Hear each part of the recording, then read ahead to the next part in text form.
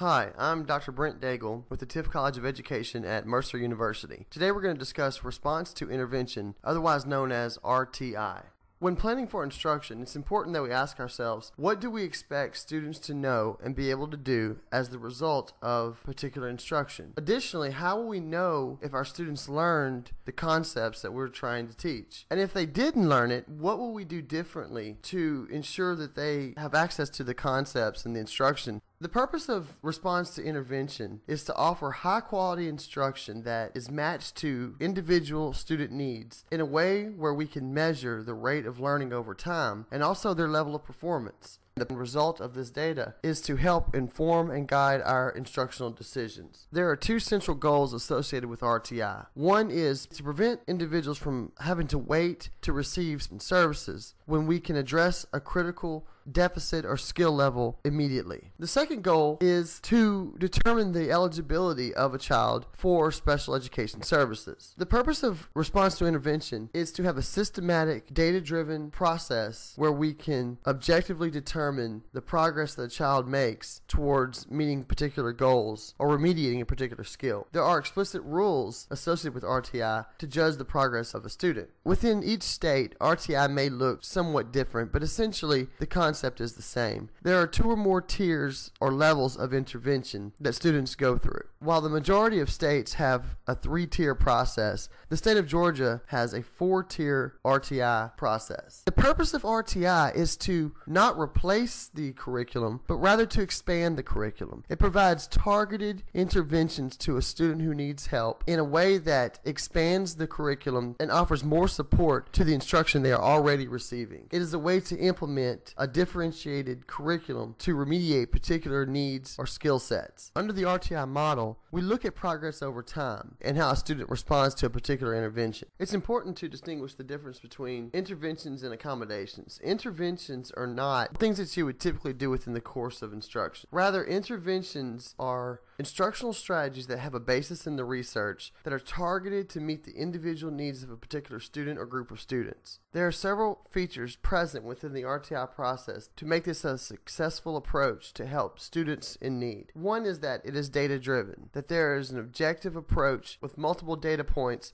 and determine instruction based off of this information. All students have access to universal screening so that we understand where the needs of our students are and where their skill sets lie. Within the RTI process, we disaggregate the data to determine which students need more focused interventions and help. High quality instruction is available to all students, and for those who need additional help, we have a tiered process to provide even more targeted and high quality instruction for all learners, and that progress monitoring is continuous throughout the entire RTI process. That the interventions used with our students are based on empirical data, research-based interventions that can be replicated by other teachers, and that we find available in peer-reviewed journals and articles. The RTI process relies on the implementation of a standards-based classroom. Standards-based classrooms are very different from traditional classrooms. Teachers follow a cycle of instruction, planning, teaching, assessing, and reteaching, so all students meet specific, clearly stated and understood high academic standards in each content area. In standards-based classrooms, teachers are responsible for teaching, assessing, and, based on assessment results, reteaching those students who do not master the content. To teach in a standards-based classroom, the teacher must employ a repertoire of methods, use a variety of materials, and have the ability to divide the class into small groups for appropriate learning activities.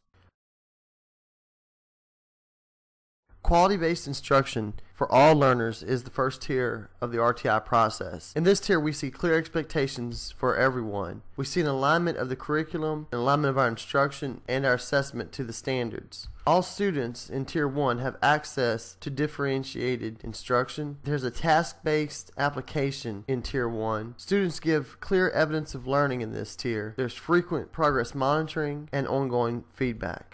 Tier 2 of RTI does not simply mean doing the same thing, only louder. It means that we expand our curriculum and we do things in addition to the work we're doing in Tier 1. Tier 2 is characterized by a formal, systematic intervention process. And these interventions are in addition to classroom learning. They do not take the place of it. There's a specific time frame in Tier 2. It eventually comes to an end where we have to decide, should the student return to the same instruction as the general population, or should we consider additional interventions for this child? In Tier Tier 3, we see that instruction and interventions are driven by the student support team. Students in Tier 3 are receiving expanded curriculum, targeted interventions that's in addition to what they are already receiving under Tiers 1 and 2. Within this tier, we see a larger focus on individualized assessments, and we know that interventions are now tailored to the specific individual needs of each student. We have to decide if the interventions are sufficient intensity and duration to make a difference in this tier. And we also consider the support provided to the teacher